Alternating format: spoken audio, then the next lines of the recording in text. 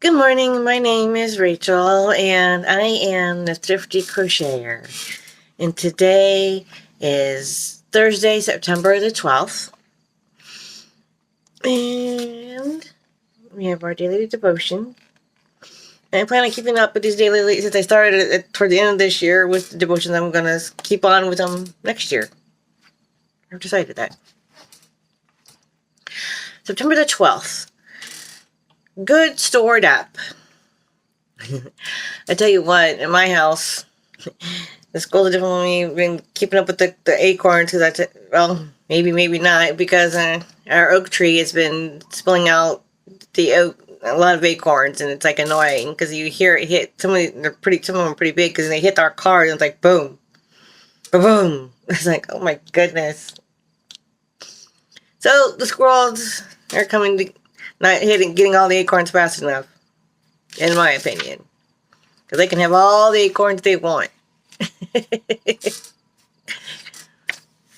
Anyway, September 12th, good stored up.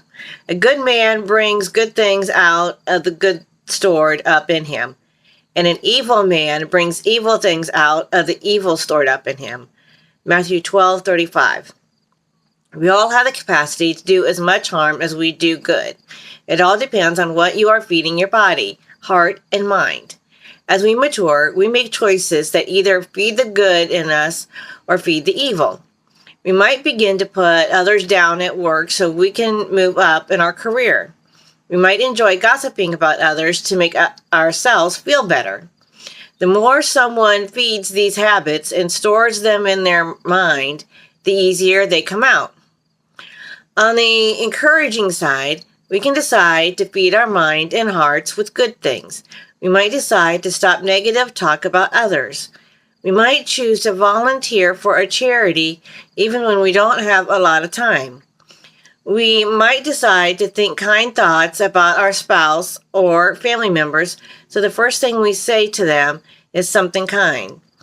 Keep storing up the good, so good things are always ready to come out of you.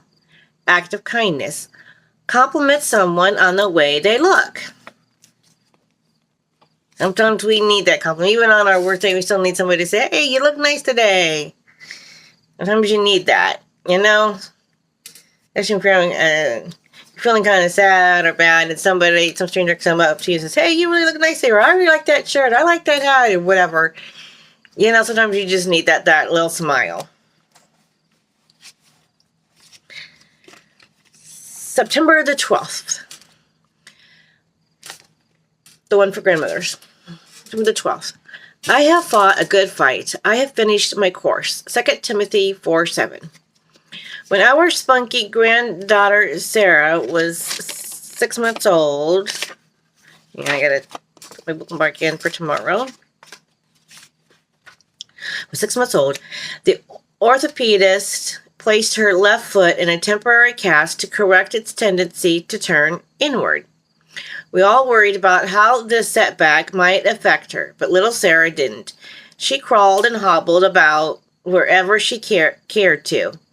I can still see her flying down the hall with the cast clumping along behind. Recalling her tenacity made me reevaluate a setback on my own. For 6 months, I've meticulously followed a low-fat diet to lower my cholesterol. Yesterday, I returned to the doctor confident that my cholesterol count would be down considerably. After all, I hadn't eaten any good, quote-unquote good, food for months. With a disappointment to find it had dropped only slightly. Oh, forget it, I wailed. I might as well give up. But today, putting pictures in the family album, I studied one of Sarah displaying her cast. Sarah didn't quit, I thought, noting the gleam of determination in her eyes. It was catching, and I decided right then that, like Sarah, I wouldn't be deterred. No, I'm going to hobble along. I'll start by giving thanks that my cholesterol count went down, however slightly, instead of up. And despite the silence of my prayers for a relative's restored health, I'm going to keep on upholding her in faithful prayer. Worried about setbacks? With prayer and thanksgiving, you can effect a comeback every day. Father, when I am tempted to give up, remind me of the wondrous ways in which you work. Bonnie Lukes. That is really nice. Sometimes you need that. You have little setbacks, just pray to God about it, and He can help you with the comeback. And remember with the, and sometimes again, I've said this before, sometimes it is out of mouths of babes. You see things that are just, it can just simplify, and it's like, wow. Just wow. Sometimes that helps you. It really does. Now the illustrated words of Jesus for women. September the 12th.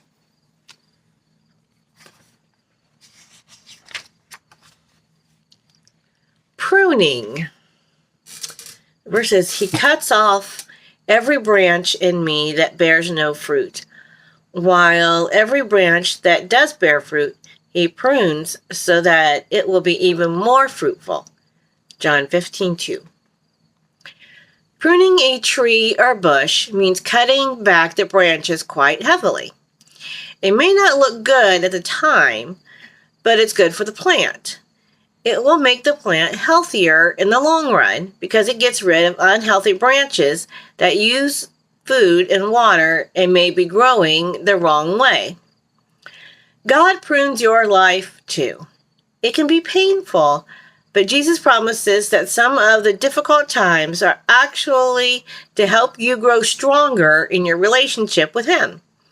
It can be difficult, but stay focused on what you can learn from your hardship. Are you going through difficulties right now?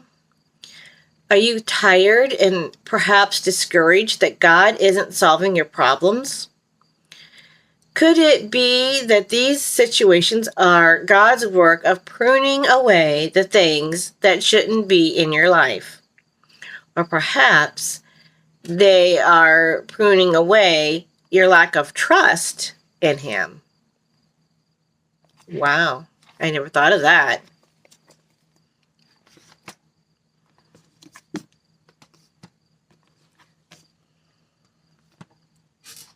So,